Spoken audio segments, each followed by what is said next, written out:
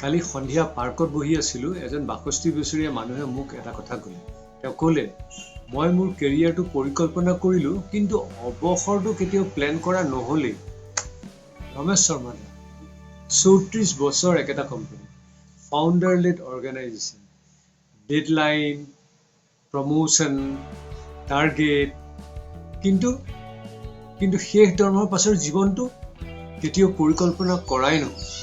আমাৰ দৰে বহুতে ভাবে আৰু এটা বোনাছ, ল'ৰা-ছোৱালী ছেটেল হ'ব, লোন শেষ হ'ব, তাৰপিছত কিবা এটা ভাবিম। কিন্তু সময়ে কাকো ৰৈ নাথাকে। সৰু সৰু দেৰিবোৰে এদিন এটা ডাঙৰ ভুল ব্লাণ্ডাৰ হৈ পৰে আৰু অৱসৰ আহে স্বাধীনতা নহয়, ভয় লৈ। কিন্তু এইটো সত্য, অৱসৰ মানে সন্মান, স্বাধীনতা বা শান্তিৰ শেষ নহয়। ঠিক পৰিকল্পনা থাকিলে দ্বিতীয় ইনিংছটো প্ৰথমতকৈ বহুত গুণে ভাল হ'ব পাৰে। যদি আপুনি ৩৫ বা ৪৫ বছৰৰ ভিতৰত এই ভুলটো কেতিয়াও নকৰিব।